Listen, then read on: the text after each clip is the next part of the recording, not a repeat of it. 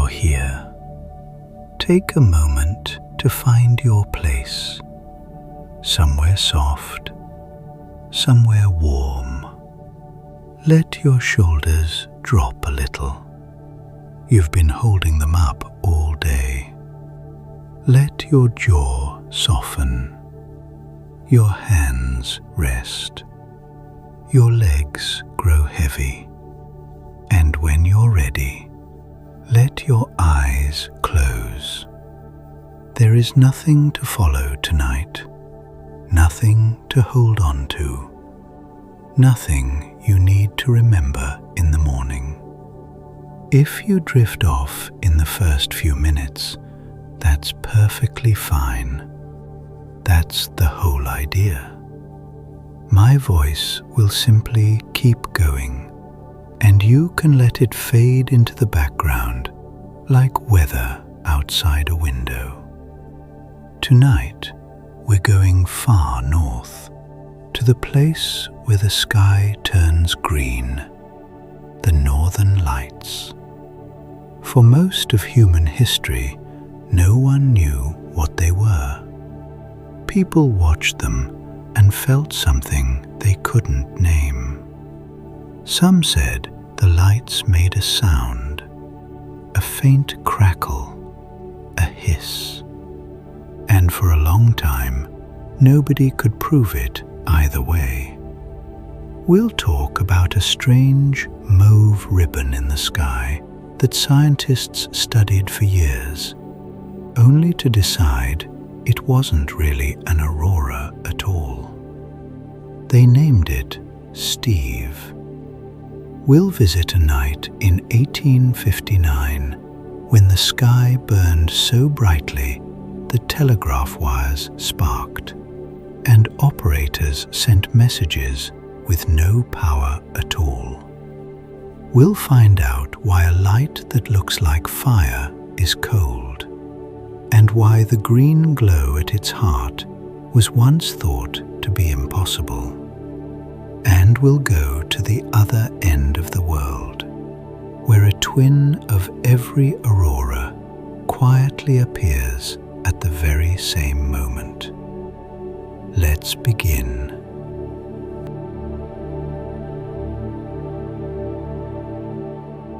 On a cold, still night in the far north, some people say the sky makes a sound, a faint crackle, a soft hiss, something like a distant clap or a hand brushing over dry paper. For a very long time, scientists said this was impossible. The reason seemed obvious. The northern lights glow high above us. Most auroras form between about 100 and 300 kilometers up. That is far beyond the air we breathe. Sound needs air to travel through, and up there, the air is far too thin. Even if a noise could be made, it would take 5 minutes or more to reach the ground. So the reports were filed away as imagination, or wind, or snow settling on a coat collar. But the reports kept coming, from Sami herders, from trappers in Canada, from Arctic explorers who wrote in their journals that the lights above them rustled.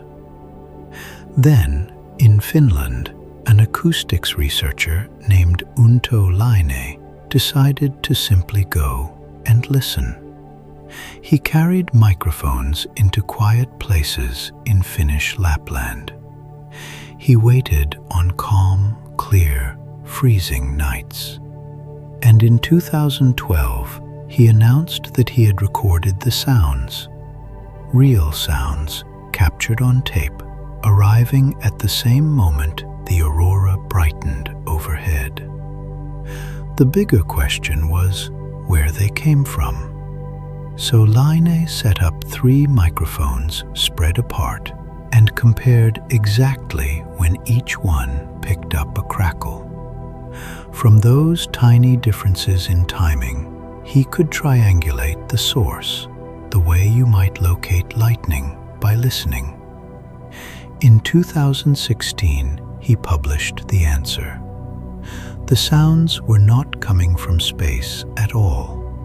They were being made about 70 meters above the ground, roughly the height of a 20-story building. And there was something special about that height. On calm, cold nights, the air near the ground can grow colder than the air above it. Warm air sits on top, like a lid. This is called a temperature inversion layer. Linné's idea is that this lid separates electric charge. Negative charge collects below it, positive charge above. The two cannot mix while the air stays still. Then a geomagnetic storm arrives. The same storm that lights the aurora also disturbs the electric field near the ground. The lid holds until the charge builds up sufficiently. The charges leap across, and each tiny discharge makes a tiny spark of sound.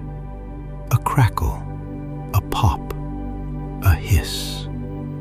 So the aurora does not really sing to us. It is more like the sky above your head is quietly rearranging itself, and the ground is close enough to hear it, which explains why so few people ever have. You need a strong display, a clear sky, almost no wind, no traffic, no rivers, no rustling trees. And you need to be standing very, very still. Perhaps that is the strangest part of the story. The sound was always there. It simply asked for silence first.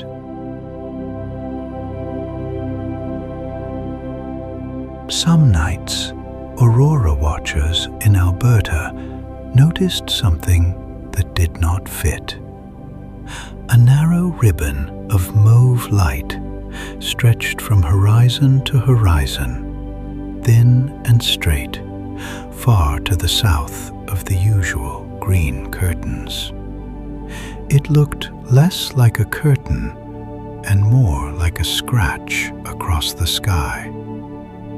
For years, amateur photographers simply called it a proton arc. That name turned out to be wrong. Proton auroras are faint and diffuse, invisible to the eye. This thing was sharp, bright, and clearly purple. So a group called the Alberta Aurora Chasers began collecting photographs of it, night after night, with timestamps and locations. They shared them with scientists working on a project called Aurorasaurus, which gathers reports from ordinary skywatchers. And they needed something to call it. One member, Chris Ratzlaff, suggested the name Steve.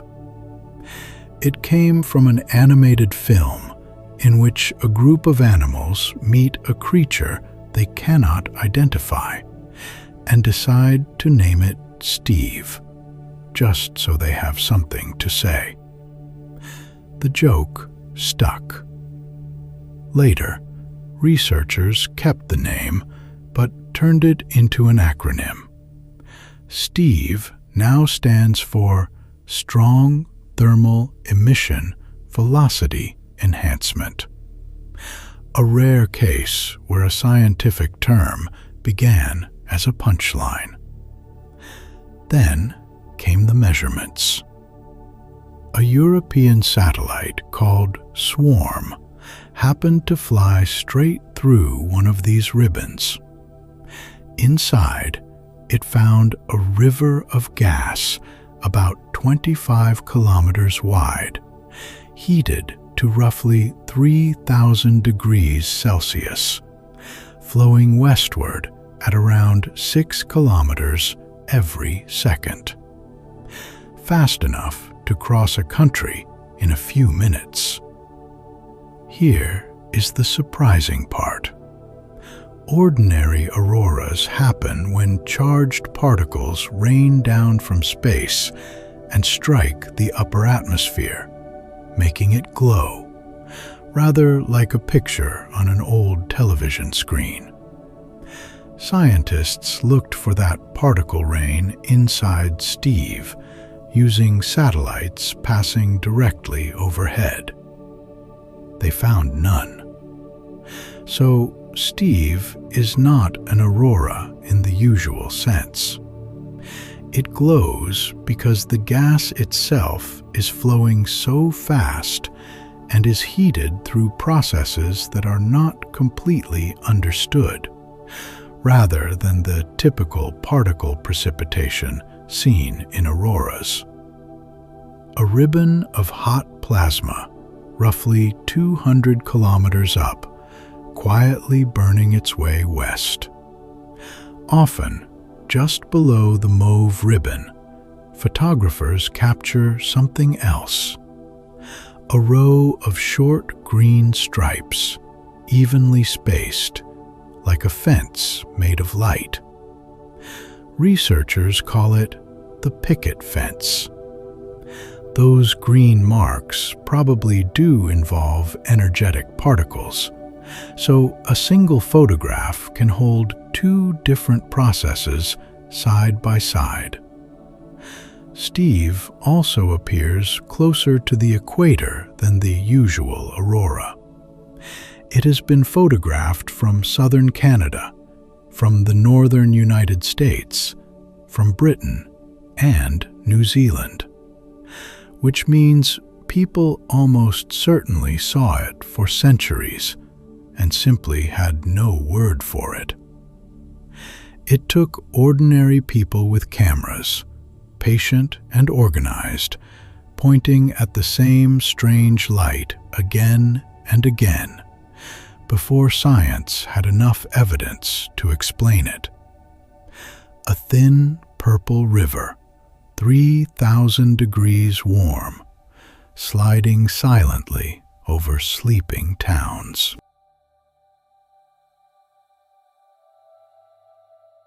On the morning of the 1st of September, 1859, an English astronomer named Richard Carrington was doing what he did most clear days. Standing in his private observatory in Surrey, projecting an image of the sun onto a screen, carefully tracing the shapes of sunspots by hand.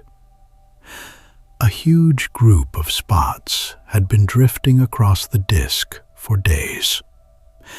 Then, at about 11:30, 2 points of white light appeared inside the sunspot group. They were so bright that Carrington first thought a hole had opened in his projection screen and let raw sunlight through. He ran to fetch someone else to look. By the time he returned, the lights had faded and moved. The whole event lasted around 5 minutes. Another observer, Richard Hodgson, saw the same flash from his own home that morning. And at Kew Observatory in London, a magnetometer, a delicate instrument that traces Earth's magnetic field onto photographic paper, recorded a sharp jolt at almost exactly the same moment. What Carrington had watched was a solar flare, and behind it came an enormous cloud of magnetized gas known as a coronal mass ejection, thrown out from the sun toward Earth. Such clouds usually take a few days to cross that distance. This one arrived in about 17.5 hours. What followed is known as the Carrington event, the strongest geomagnetic storm ever recorded. Auroras appeared where people had never seen them and had no words for them.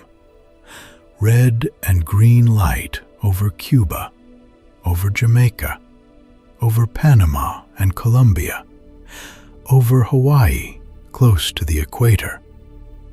In Queensland, Australia, and in Santiago, Chile, ships' logs in the Caribbean described the whole sky as being on fire.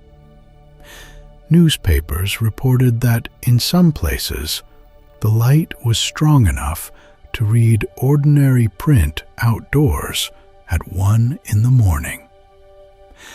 In the Rocky Mountains, a party of gold miners got up and began cooking breakfast, convinced that dawn had arrived. But the strangest effect was on the telegraph.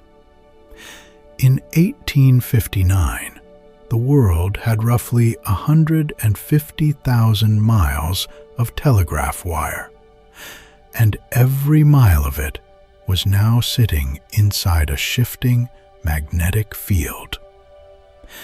The field induced current through the lines. Operators received shocks. Sparks jumped from equipment. In some offices, the paper tape caught fire. And then, on the 2nd of September, 2 operators, one in Boston, one in Portland, Maine, tried something remarkable. They disconnected their batteries entirely, and they found they could still send messages to each other, carried purely by the current the storm was inducing in the wire. They kept working that way for about 2 hours. One reportedly wrote to the other that the current was steadier and stronger than the battery had ever been. A storm on the sun, powering a conversation on Earth, with no power source of its own at all.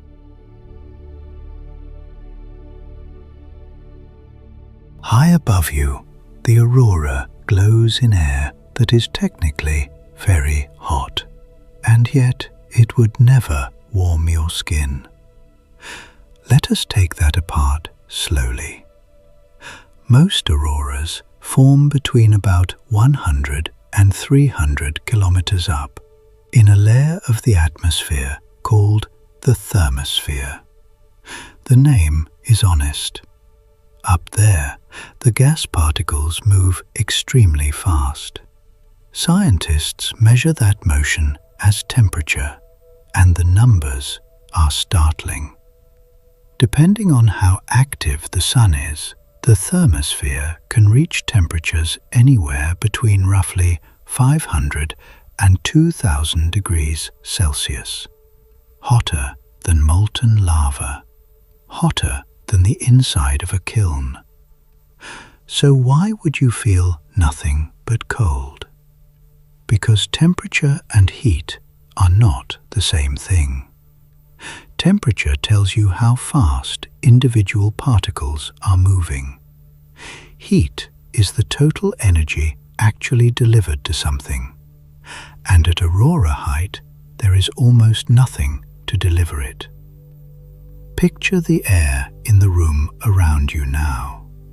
In a single cubic centimeter, about the size of a sugar cube, there are roughly 25 billion molecules. They bump into your skin constantly, millions of times over, passing along their warmth. Now rise to 300 kilometers. In that same sugar cube volume, you might find only a few billion particles. That sounds like a lot, but compared with sea level, it is a reduction of something like 1 billion times. The gas is thinner than the vacuum inside a light bulb. So a fast-moving oxygen atom up there might strike your hand, and then nothing for a very long moment. Then another. The heat simply never adds up. There is a smaller version of this you may already know. A sparkler throws out glowing bits of metal at well over 1,000 degrees. They land on your hand and you barely flinch. They are tiny. They carry almost no energy. The aurora is that idea stretched across the sky. In fact, a thermometer floating in the aurora would read cold. It would lose heat by radiating it into space faster than the thin gas could hand any warmth back. In the shade, out there, a metal surface drops far below freezing. This is also why satellites survive. The International Space Station orbits at around 400 kilometers, right in that officially scorching layer. Its problem is not overheating from the air. Its problem is sunlight on one side and deep cold on the other. So the aurora is a strange kind of fire, bright enough to light the snow below, made of atoms traveling at enormous speed. And still, if you could reach up and pass your hand through a green curtain, you would feel only the emptiness. No warmth, no breeze, no touch at all. Just light, made by a gas so thin it hardly counts as air.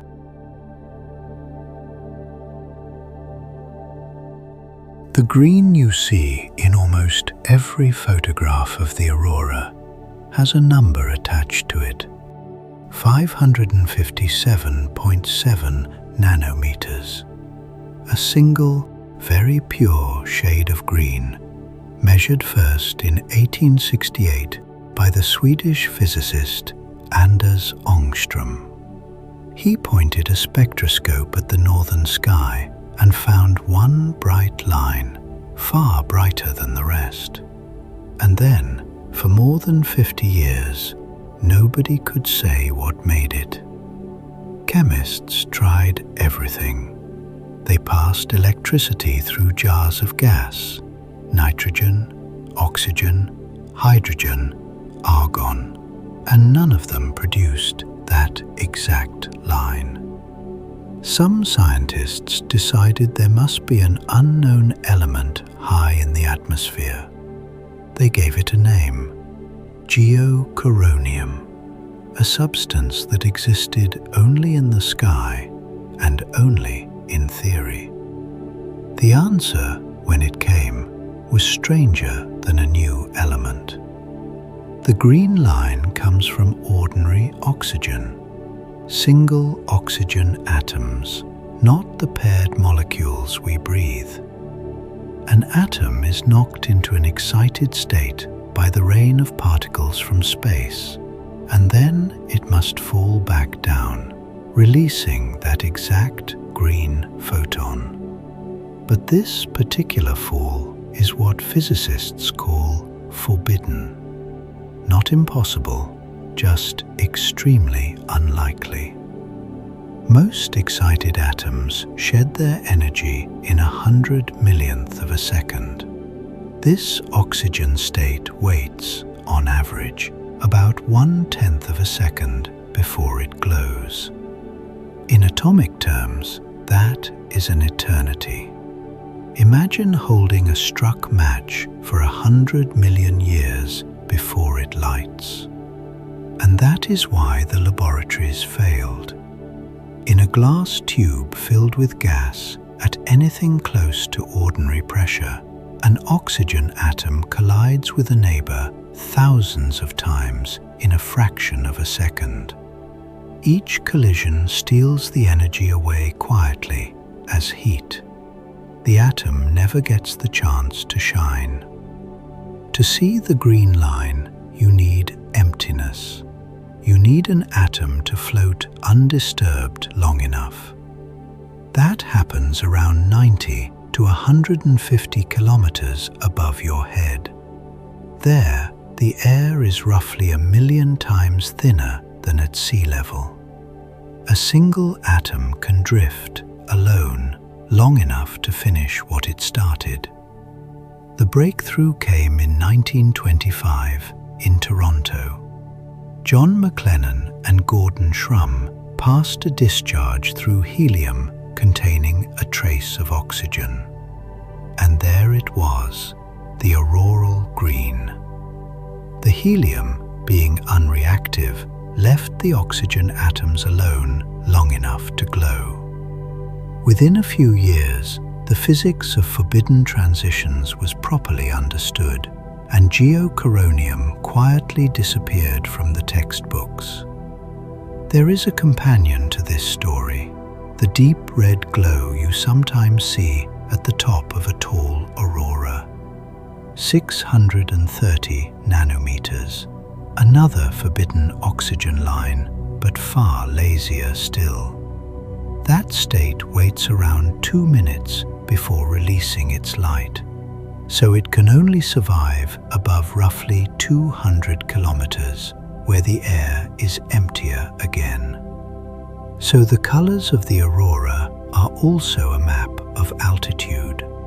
Green where the air is thin, red where it has nearly vanished.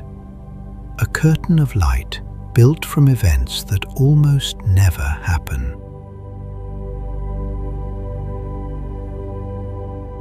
Far to the south, at the same moment the northern sky is glowing, another light is burning over the ice. The aurora australis, the southern lights. And it is not simply a similar display. Very often, it is nearly the same one.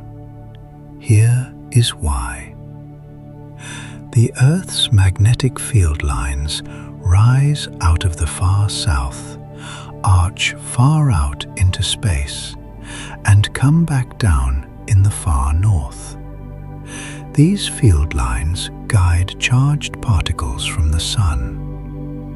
When these particles are directed down one end, many of them are directed down to the opposite end too. The two landing spots are called conjugate points, partners on the same line, often thousands of kilometers apart, yet linked in seconds. So the arcs can match.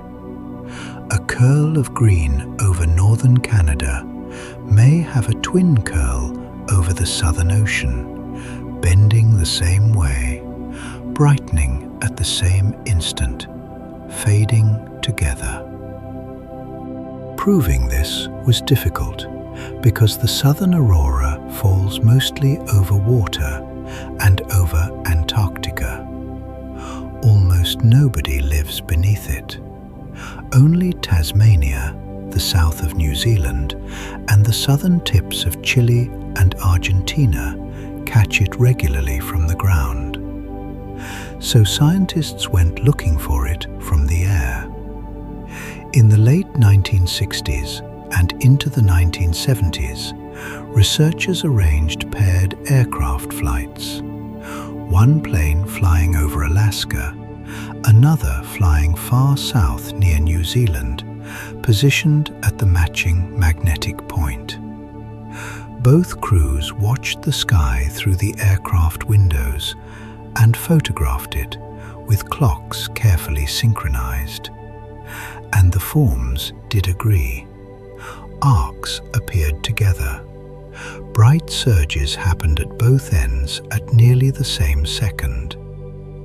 A pilot over the Pacific and a pilot near the Arctic, watching what was effectively one aurora with two faces. Later, satellites did it more easily. In 2001, NASA's IMAGE spacecraft looked down on the northern auroral oval, while the Polar spacecraft photographed the southern one. For the first time, both complete ovals were imaged at the same time. They were strikingly similar in shape and size, but not identical. And that difference turned out to be interesting. Sometimes the two ovals are rotated slightly, or one is a little brighter. The tilt of the Sun's own magnetic field, carried by the solar wind, can twist the pair out of perfect symmetry. Sunlight matters as well.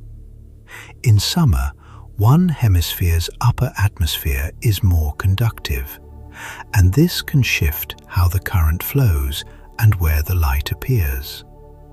So the mirror is a good mirror, not a perfect one. There is something quietly pleasing about it. The aurora you might see from a cold road in Norway is not alone. Somewhere over the empty grey water south of Tasmania, or over the snowfields of Antarctica, where the only witness is the wind, the same magnetic line is glowing.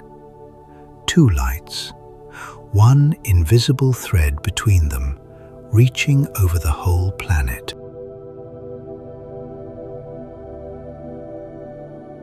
The solar wind never really pushes its way in. Earth's magnetic field is a good shield. Most of the time, the charged particles simply slide around it, the way water parts around the bow of a boat. So, how does any energy get through at all? The answer is a kind of magnetic handshake. The solar wind carries its own magnetic field, stretched out from the Sun like a thin, invisible thread. When that field happens to point south, and Earth's field at the front of the magnetosphere points north, the two are lined up nose to nose in opposite directions. And opposite magnetic fields do something strange when pressed together. They break, and they reconnect to each other. Scientists call this magnetic reconnection. A British physicist named James Dungy worked out the idea in 1961. Before that, no one could explain how the shield leaked. Picture the boundary where it happens. It is called the magnetopause, and it sits about 10 Earth radii out on the sunward side, roughly 64,000 kilometers above the daylight half of the planet. Thin, invisible, constantly trembling as the solar wind gusts against it. Once a field line has reconnected, it is no longer closed. One end is rooted in Earth's polar cap. The other end trails away into space, held by the solar wind. And the solar wind keeps blowing, so it drags that field line back over the pole and away behind the planet into the long night side. This is how the magnetotail is built. A vast, stretched-out region on the far side of Earth, reaching hundreds of thousands of kilometers downwind. Longer sometimes than the distance to the Moon. Each dragged field line adds a little more tension. The tail stretches. Energy piles up in it quietly for perhaps an hour or two. Think of a bow being drawn back slowly by a patient hand. Then the tail cannot hold it. Somewhere 20 or 30 Earth radii behind the planet, in the thin sheet of plasma at the tail's center, reconnection happens again. the stretched field lines snap and rejoin, and they spring back toward Earth like elastic released.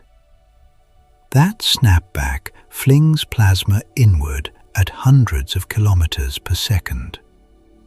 The particles are funneled along magnetic field lines that dive down into the polar regions. They accelerate as they go, and about 100 kilometers above the ground, they meet the top of our atmosphere, and the sky lights up. Space physicists call this whole cycle a substorm, loading, then unloading. It can repeat several times in a single night. So, when the aurora suddenly brightens and begins to move, that is not the sun arriving. The sun's energy arrived earlier and was stored. What you are watching is Earth's own magnetic field letting go. The shield does not fail. It simply breathes.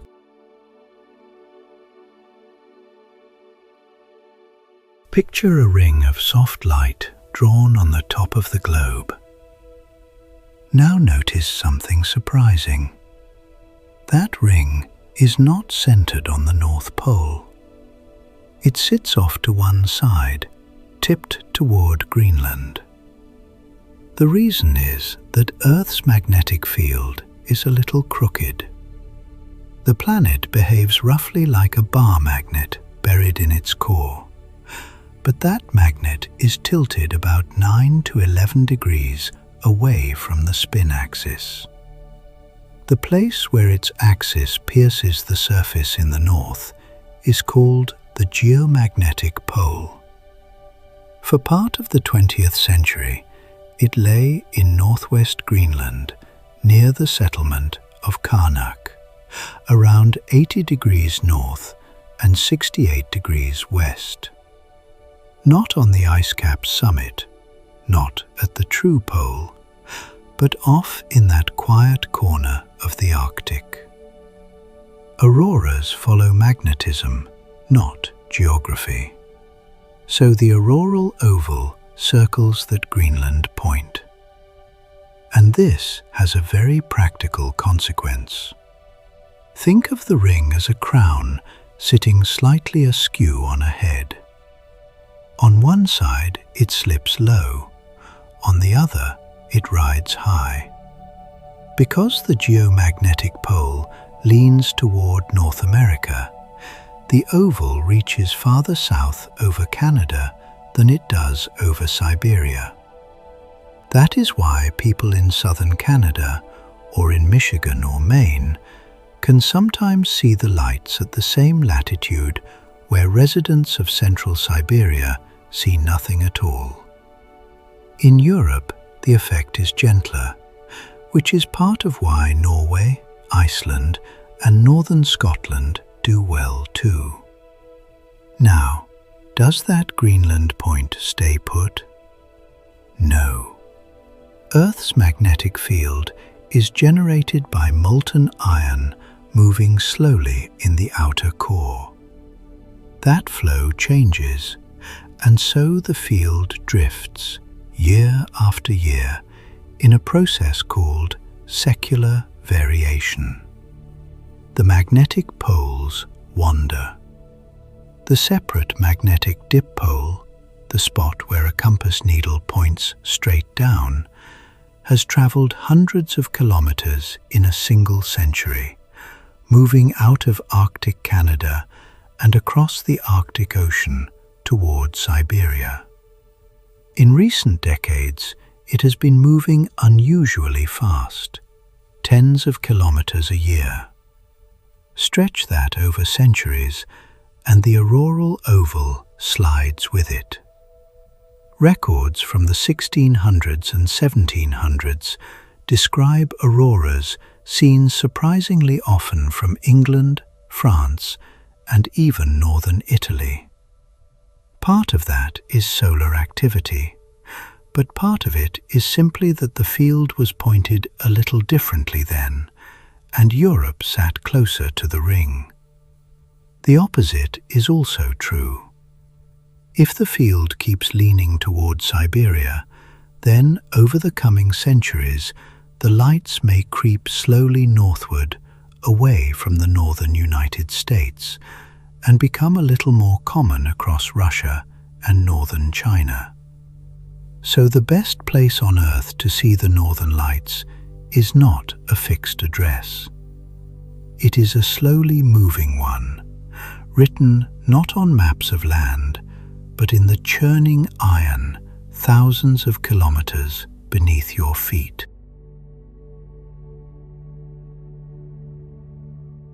Most auroras hold a little red at their upper edges, but now and then the whole sky turns red and nothing else.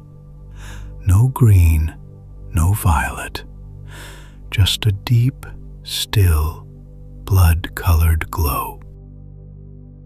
The cause is nitrogen, a major component of Earth's atmosphere. But excited molecular nitrogen higher up, around up to, due to increased solar activity. At higher altitudes, around 150 kilometers, the air is so thin that an atom may drift for a while without bumping into anything. That patience matters. An excited nitrogen molecule needs undisturbed time before it releases its red light, a slow, reluctant kind of glow. Lower down, around 100 kilometers, collisions happen constantly, and the atom is jostled before it ever gets the chance. So there we see other colors instead, such as green from oxygen. So an all-red aurora is a sign of energy spreading into the very top of the atmosphere. And it usually means the storm is a strong one, pushing far from the poles into skies that almost never see the lights at all. Imagine being a farmer in medieval France, or a monk in a Chinese observatory, and seeing that. No green curtains, no gentle shimmer, only a red brightness low in the north, flickering as if a distant city were burning. That is exactly how it was written down. Chroniclers described fires beyond the hills and sent men to look for the flames. Others wrote of armies fighting in the air, of spears and shields, of blood falling from the clouds. In Japan, the poet Fujiwara no Teika recorded a strange red vapor in the northern sky in the year 1204, and noted how frightened people were. Chinese court astronomers kept careful records of what they called red vapors, because such omens were thought to concern the fate of the empire. Their notes are now used by scientists to trace solar activity across 2,000 years. Europe kept the habit for a long time. During the Great Solar Storm of 1859, red light reached the tropics. And as late as January 1938, a red aurora spread over Europe so vividly that fire brigades were called out in Austria, Switzerland, and Portugal. People were certain a town was alight. It came a year and a half before the Second World War, and many later remembered it as a warning. There is also a quieter relative of the red aurora, a stable auroral red arc. It is a faint red band, often too dim for the eye, stretched across the sky far south of the normal auroral zone. It is not made by particles crashing down at all, but by heat leaking from the ring of electric current that circles the Earth during a magnetic storm. Red skies, then, are simply thin air, slow light, and a strong storm. Though for most of human history, they were something far more serious than that.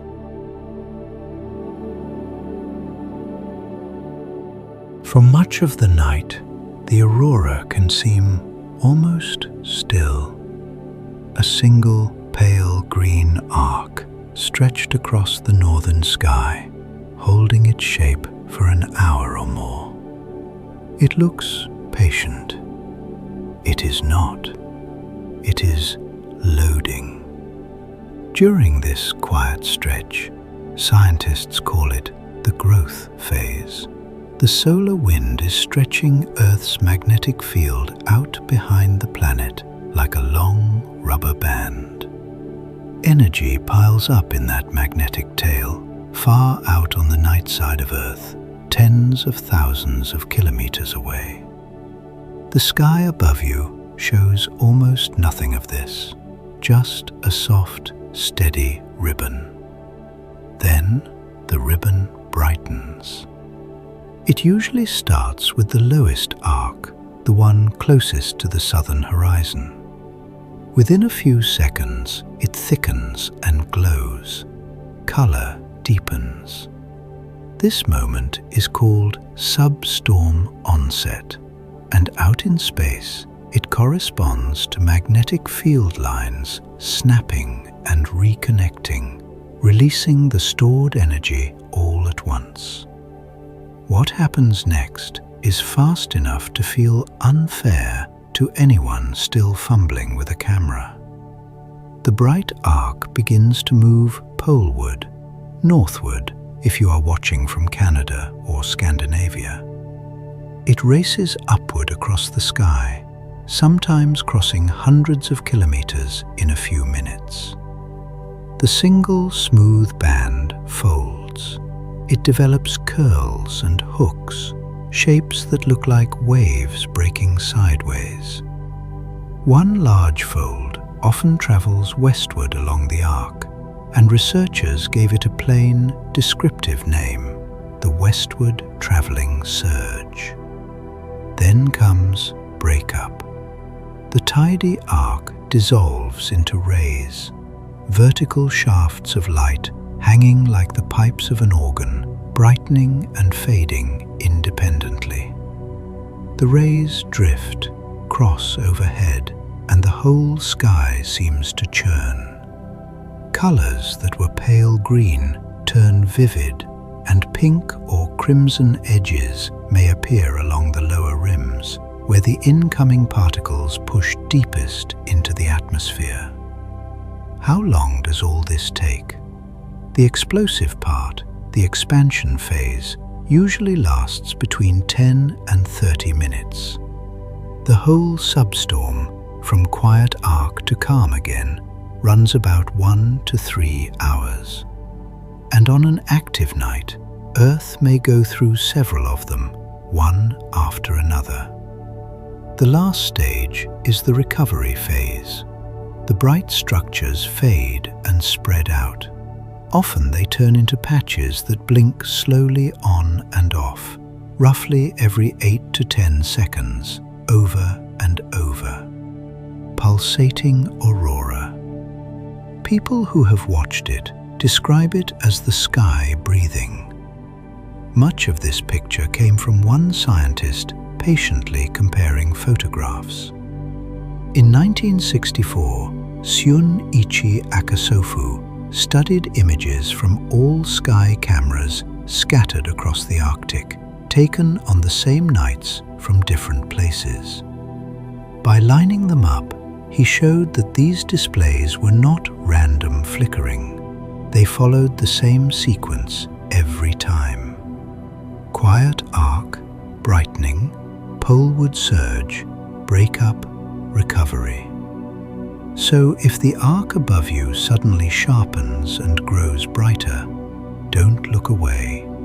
The next 10 minutes are usually the best ones.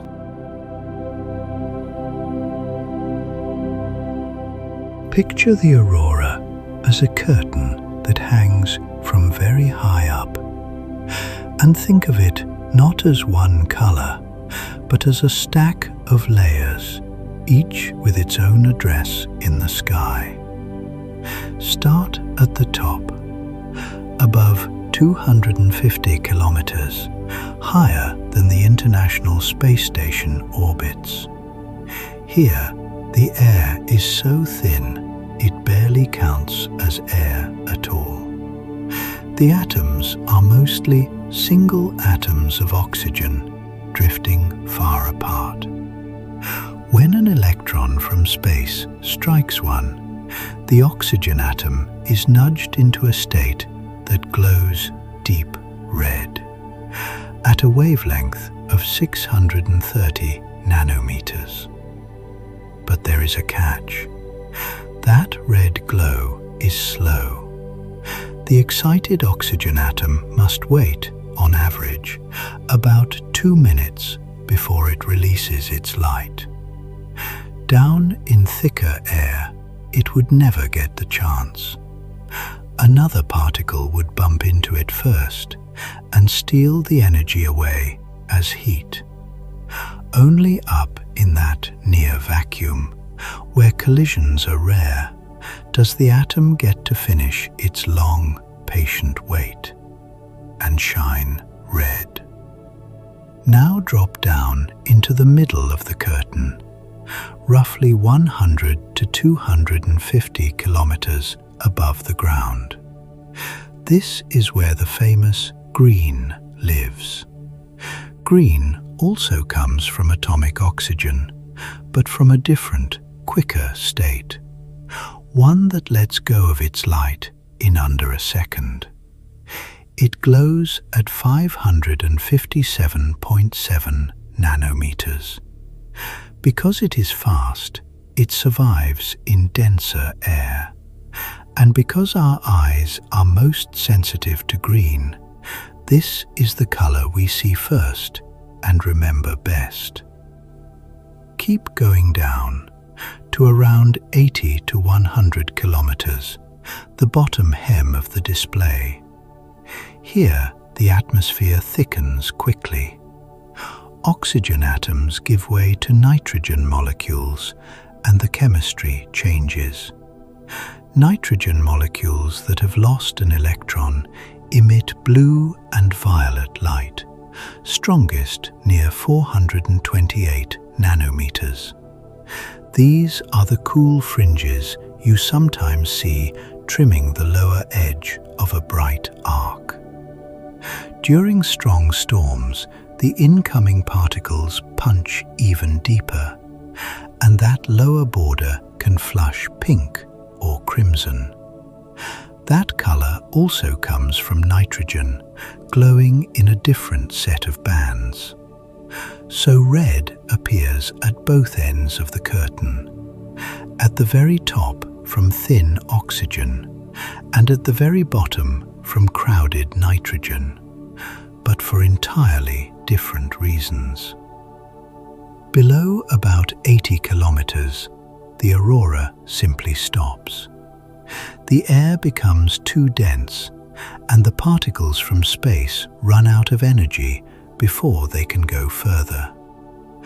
That is why the bottom edge of an auroral curtain often looks sharp, almost cut with a knife, while the top fades away gradually into nothing. So the next time you see a photograph of a green band with a violet hem and a red crown, you are really looking at a map of altitude. Color is height.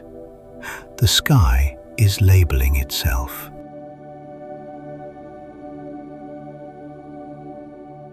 Earth is not the only world with lights at its poles. Wherever a planet has a magnetic field and charged particles to catch, the same glow can appear.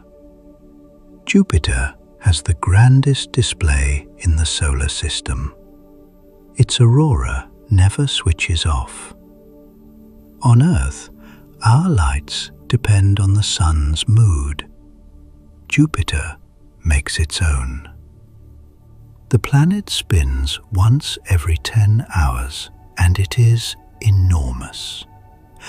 That fast spin drags its huge magnetic field around like a spinning umbrella, flinging particles outward and pumping energy into the poles. Much of the material comes from a moon. Io, the volcanic moon, throws about a ton of sulfur and oxygen into space every second. Those particles become trapped, accelerated, and funneled down onto Jupiter's poles. And Jupiter's aurora glows in X-rays. Space telescopes have watched bright X-ray spots near its poles pulsing, sometimes in a steady beat every few tens of minutes. In ultraviolet light, Hubble has photographed glowing ovals hundreds of times more powerful than anything Earth can produce. Inside those ovals sit small bright dots, one for Io, one for Europa, one for Ganymede. Each moon leaves its own footprint in the light, linked to the planet by invisible magnetic threads. Saturn's aurora is quieter and mostly ultraviolet. Human eyes would struggle to see it. The Cassini spacecraft and Hubble from far away mapped rings of ultraviolet light circling both poles. Saturn's display responds more to the solar wind, brightening when a gust of solar particles squeezes its magnetic bubble. Then there is Uranus, a strange case. The planet is tipped on its side, and its magnetic field is tilted again by about 60 degrees and offset from the center of the planet. So the aurora does not sit neatly at the poles. It appears as faint patches that wobble around as the planet turns. Voyager 2 detected it in 1986. Hubble later caught brief ultraviolet flickers lasting only minutes. And Mars? Mars lost its global magnetic field billions of years ago, so it should have no poles to guide the particles. Yet it still glows. Parts of the Martian crust in the southern highlands are still magnetized, frozen remnants of the old field. Above those patches, spacecraft have found small, discrete auroras glowing in ultraviolet light. Aurora without a planet-wide magnet, just old magnetism trapped in rock. Mars also has a diffuse aurora that can spread across the whole night side during a strong solar storm. In 2022, scientists observed a diffuse green glow in the Martian sky, attributed to photochemical activity in the atmosphere involving the solar wind. So picture it, Jupiter blazing in X-rays fed by a volcanic moon, Saturn's soft ultraviolet crowns, Uranus flickering sideways, and Mars quietly lighting up above ancient stone. The same simple process repeating across the solar system.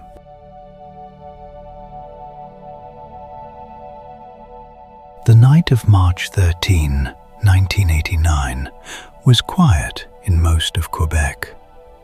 People were asleep. Then, at 2:44 in the morning, the lights went out.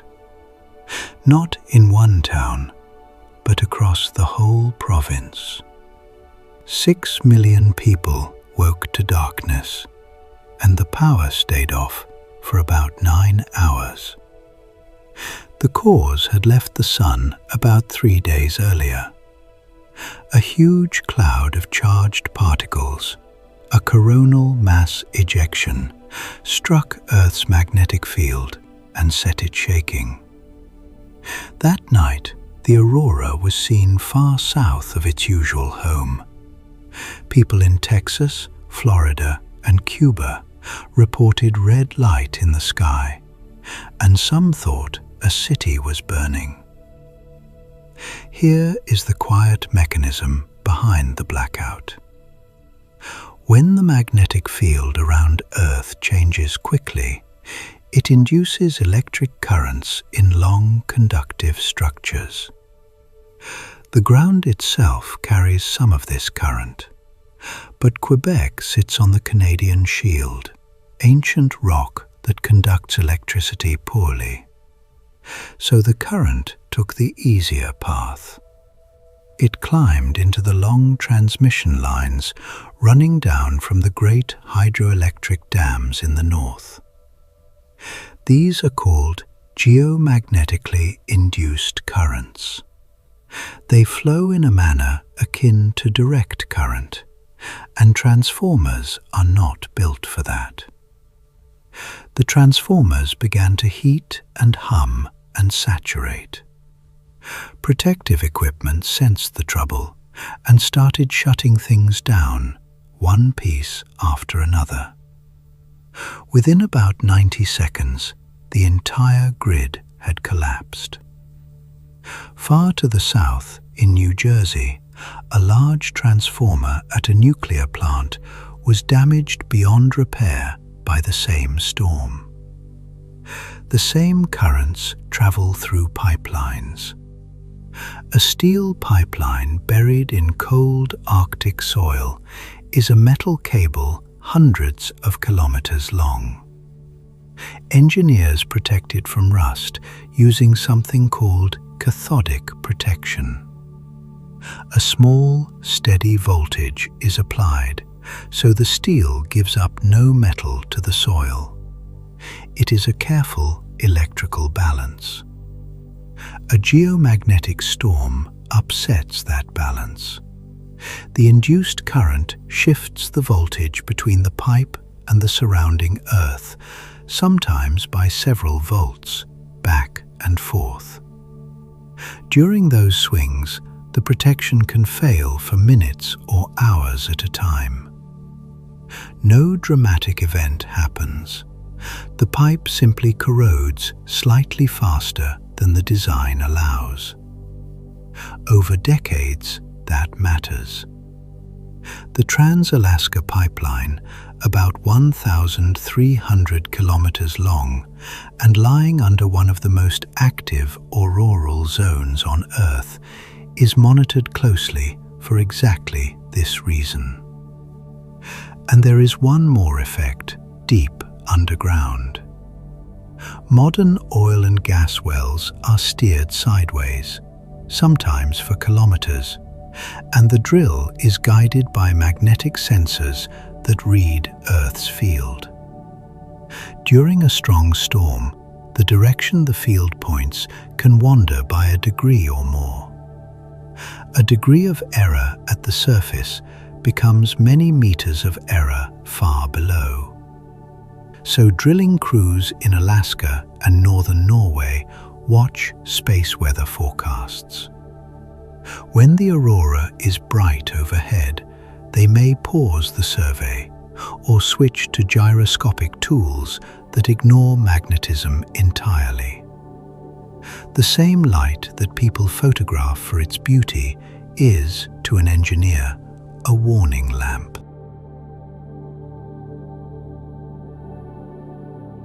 Trees keep a diary, one ring for every year of their life. and the ink they use is the air itself. Here is how it works. High above us, cosmic rays strike atoms of nitrogen in the atmosphere. That collision creates a rare, slightly heavy form of carbon, carbon-14. It mixes into carbon dioxide, and a tree absorbs it. That year's growth ring locks it away, a tiny chemical snapshot of the sky sealed in wood. In 2012, a Japanese researcher named Fusa Miyake was measuring carbon-14 in the rings of old cedar trees. She expected the usual slow drift, small changes year by year. Instead, she found a jump. Between the ring for 774 and the ring for 775, carbon-14 levels increased by about 12%.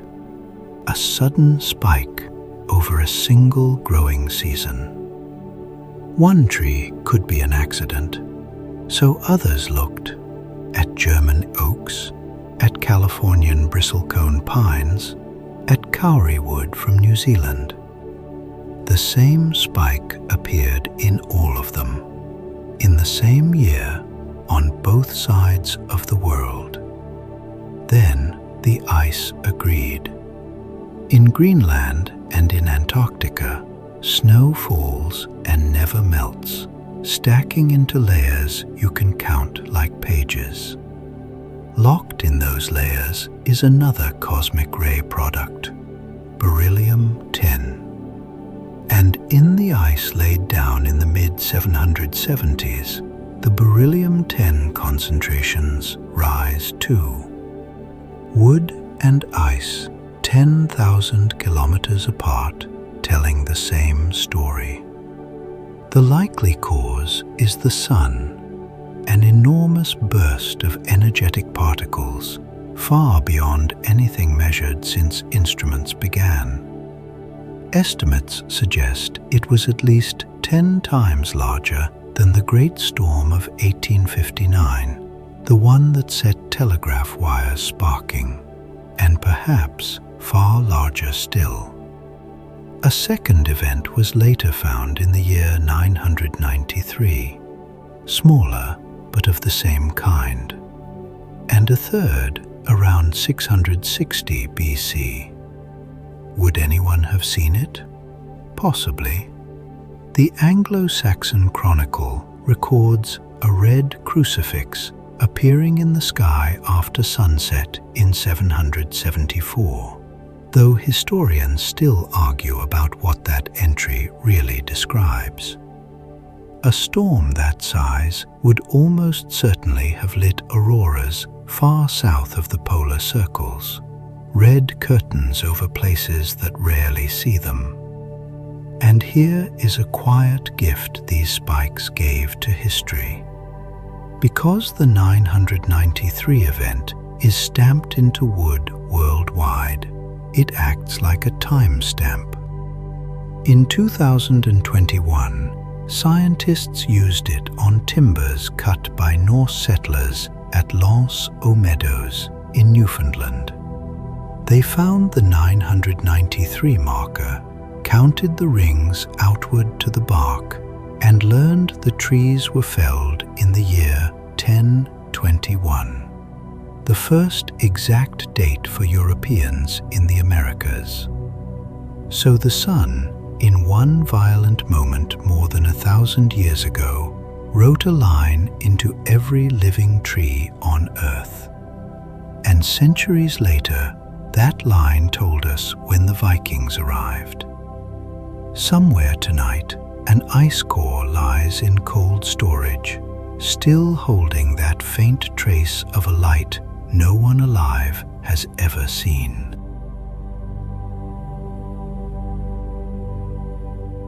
The Sun keeps a slow kind of clock.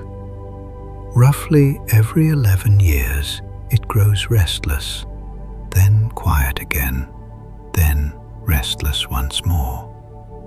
We measure this by counting sunspots, dark, cooler patches where magnetic fields push up through the sun's surface. At solar minimum, there may be days with no spots at all. At solar maximum, dozens can freckle the disk at once. More spots mean more tangled magnetic energy, more flares, more coronal mass ejections flung outward, and so more auroras. A quiet year might bring only a handful of strong storms. A busy year can bring several every month. The cycle was noticed by a German pharmacist named Heinrich Schwabe. For 17 years, he watched the sun almost daily, hoping to find a new planet. He never found one. Instead, in 1843, he found the rhythm. The count is now on cycle 25, numbered from the 1750s. But there is a second pattern hidden inside the first, and it is stranger. If you gather decades of aurora records and sort them by month, two bumps appear, one around March, one around September. The equinoxes. Geomagnetic storms are, on average, about twice as common near those dates as near the solstices. Why should the Earth's calendar matter to the Sun? The answer is about angles. The solar wind carries the Sun's magnetic field past us like a ribbon. Earth has its own magnetic field, a bubble that mostly deflects it. But when the arriving field points south, opposite to Earth's field at the front of the bubble, the two can link together. Scientists call this reconnection. It opens a door. Energy pours in, and auroras brighten. Here is the trick. Earth's spin axis is tilted about 23.5 degrees. Its magnetic axis is tilted about another 11 degrees from that. So our magnetic pole is constantly nodding, once a day and once a year, relative to the incoming wind. Around the equinoxes, that nodding lines up favorably. A field that is simply pointing sideways in the Sun's frame of reference can appear, from Earth's tilted point of view, to have a southward component. Nothing about the solar wind has changed, only our angle to it. This was worked out in 1973 by two American scientists, Christopher Russell and Robert McFerran. It carries both their names, the Russell-McFerran effect. So there is a gentle bonus built into the year. Late March, late September. Clear, dark nights before deep winter cloud arrives, and the geometry quietly tipped in your favor. It is a small effect. It will not turn a quiet sun into a loud one. But if you were choosing a week to stand outside and wait, the old aurora watchers of Norway and Alaska would point at the equinoxes. The sun keeps its 11-year clock, and the Earth, tilting as it goes, keeps its own. Every so often, the two agree. For as long as people have lived in the far north, the lights have needed a name and a story to go with them. In northern Sami, one word for the aurora is Guovsahas. It comes from a root connected to dawn light, and in some tellings it is understood as light you can hear. Across many Sami communities, the guidance passed to children was much the same. Be careful. Do not whistle at the lights. Do not wave. Do not sing to them or call them closer. Some families warned against going outside bareheaded while the aurora moved. The lights were not thought of as harmless scenery. They were something alive and powerful, and it was wiser to let them pass without drawing their attention. Travel west across Greenland and Arctic Canada, and the tone changes. Ethnographers in the late 1800s and early 1900s recorded Inuit accounts describing the lights as spirits of the dead, playing a ball game in the sky. In several versions, the ball is the skull of a walrus. The players kick it and chase it, and the flicker overhead is the game itself. In another version, told with a certain sense of humor, the roles are reversed. It is walrus spirits playing with a human skull. Picture that for a moment. You are standing on hard snow, and above you, the green light shifts left, then right, then breaks apart. And someone beside you says quietly, "They are still playing." In some of these communities, whistling was said to draw the lights nearer, and rubbing your fingernails together was said to push them away. So the same act the Sami avoided, whistling, was elsewhere a way to invite the sky down. Among Cree communities, the lights were often understood as the spirits of ancestors, still nearby, still aware of the living. The movement overhead was described as dancing, a way of showing that the departed had not gone far and had not forgotten. In some tellings, a person could greet them, and the lights would answer by brightening. In Greenland, several accounts describe the aurora as the souls of the dead at play, and in certain versions, particularly the souls of children who died at birth. Their dancing was said to be joyful. So what do we do with three different answers? Caution, a ball game, and ancestors dancing. They are not competing theories. They are separate peoples, separated by thousands of kilometers of coast and tundra, each watching the same sheet of light and shaping it into meaning that fit their own world. Their own dead, their own dangers, their own humor. What they share is more interesting than what divides them. Every one of these traditions treats the aurora as something with intention, something that notices you. And on a clear, cold night, when the whole sky begins to move at once, that is a very easy thing to believe.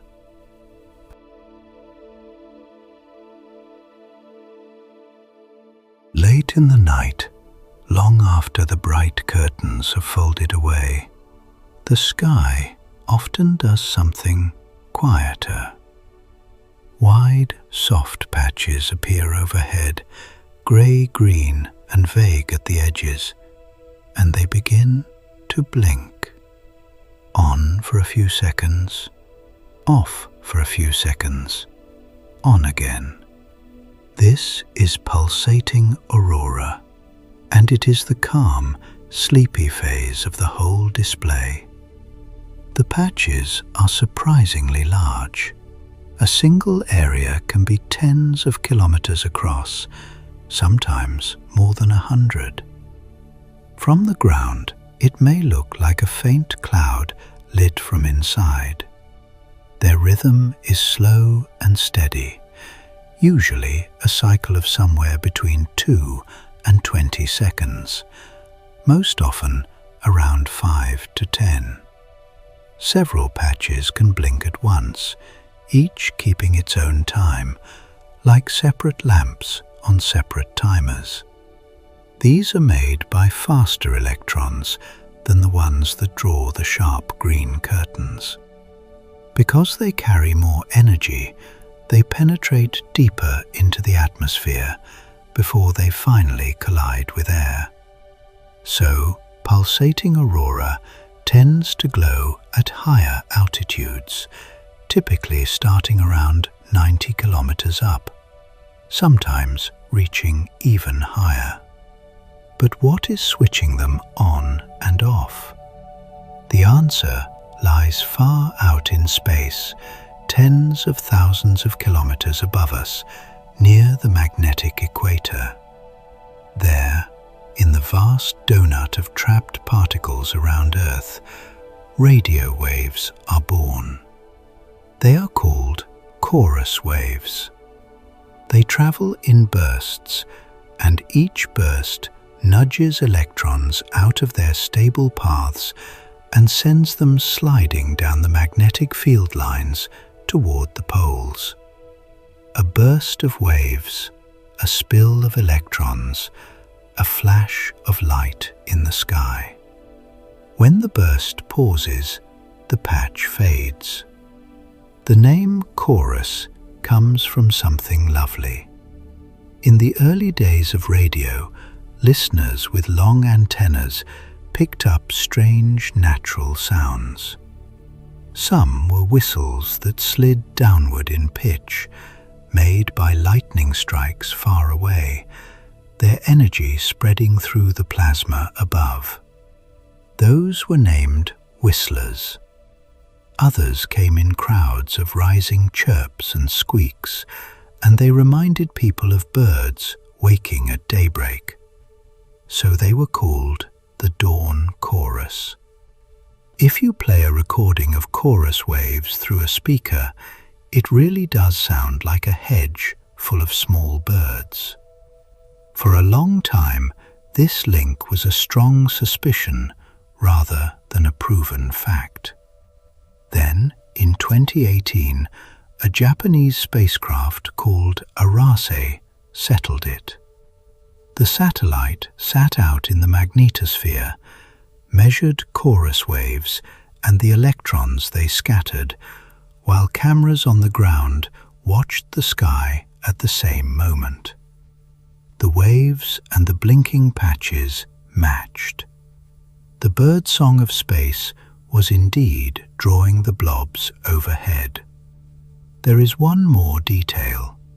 Inside some patches, if you watch closely, the light flickers much faster, a few times per second. A slow pulse with a fast tremble inside it. So the last hours before dawn belong to this quiet, blinking aurora. A soft, patient signal from waves that chirp like birds in a place where no air and no sound has ever been.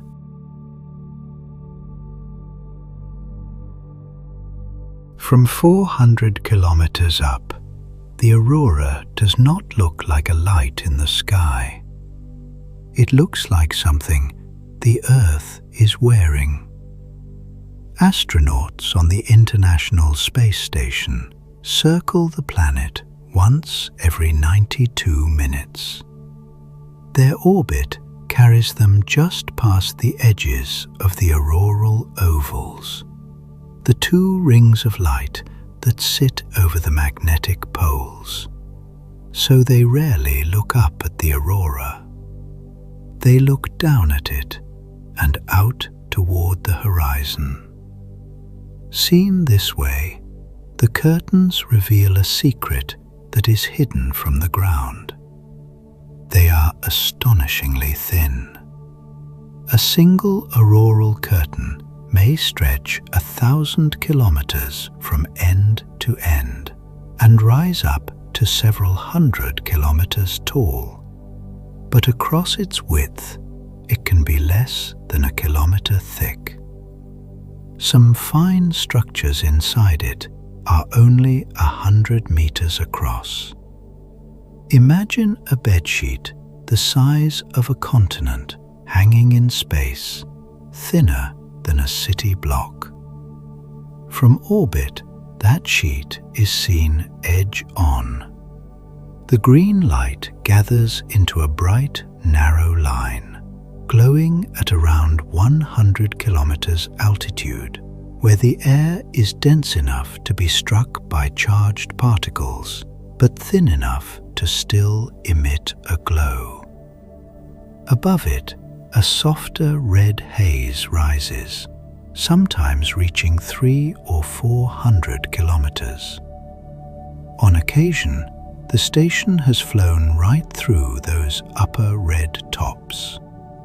The astronauts reported no bump, no sound. The gas there is so sparse that passing through it is like passing through nothing at all. Now look lower, at the very rim of the Earth. There is a second band there, and it is not the aurora. It is air glow, a thin ribbon of light that wraps the entire planet all night, every night, whether or not a solar storm is happening.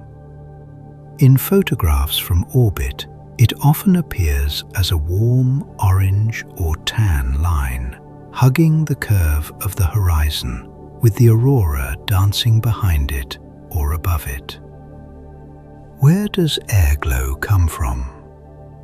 During the day, sunlight breaks apart oxygen molecules high in the atmosphere. After sunset, those separated atoms slowly find each other again. As they recombine, they release faint light.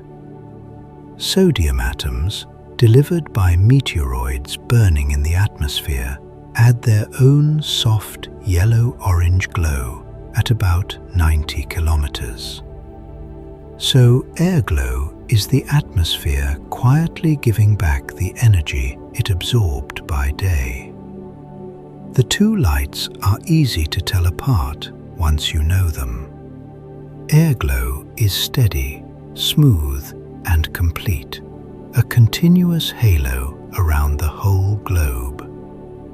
The aurora is restless, ragged, and local, tied to the magnetic field lines and to whatever the sun has just sent. Astronauts often describe the same thing. Nights on the station are not dark. There is always that faint orange line at the edge of the world, and sometimes, folded above it, a green curtain sliding past beneath their feet, silent, moving faster than they can follow. Then the sunrise comes, 92 minutes later, and washes all of it away.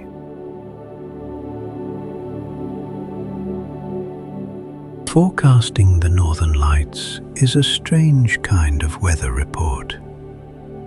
It deals with wind you cannot feel and storms that begin 93 million miles away. The most common number you will see is the KP index. It runs from 0 to 9. 0 means the Earth's magnetic field is quiet. 9 means a severe storm is shaking it.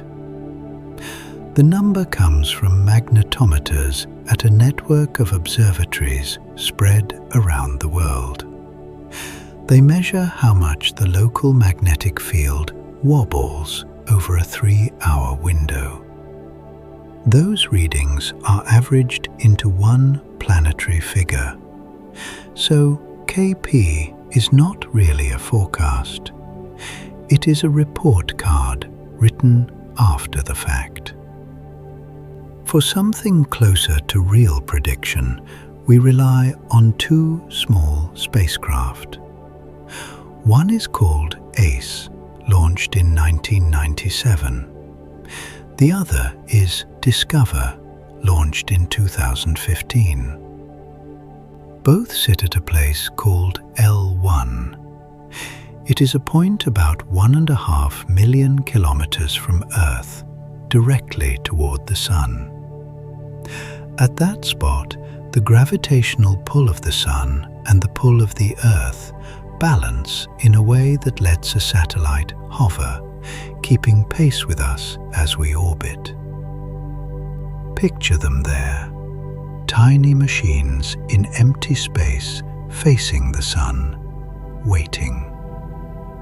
They measure the solar wind as it rushes past, its speed, its density, and, most importantly, the direction of the magnetic field it carries.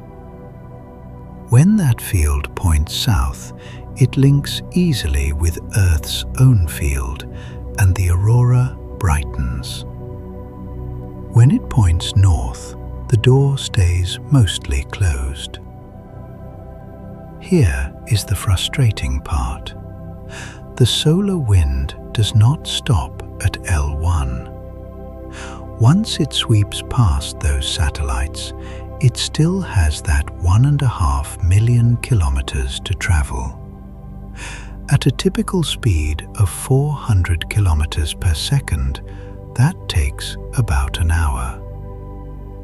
During a fast storm, moving at 800 kilometers per second, it takes only about 30 minutes. So that is our warning window, 30 to 60 minutes. Enough time to put on a coat, drive away from the streetlights, and look up. Not enough time to plan a holiday. Longer forecasts do exist, but they are softer. When the Sun throws out a coronal mass ejection, forecasters can watch it leave in images from other spacecraft and estimate its arrival 1 to 3 days later. The uncertainty in that arrival time is often 6 hours or more. Space weather offices, including the one in Boulder, Colorado, then rate the expected storm on a scale from G1, minor, up to G5, extreme. There are also computer models that draw the auroral oval as a glowing ring over the polar regions, updated every few minutes, showing where the lights should be visible right now. All of it together still leaves room for surprise. Many of the best displays ever seen were not predicted at all. People simply happened to be outside at the right hour under a clear sky, which is, in the end, the oldest forecasting method there is. Going out to look.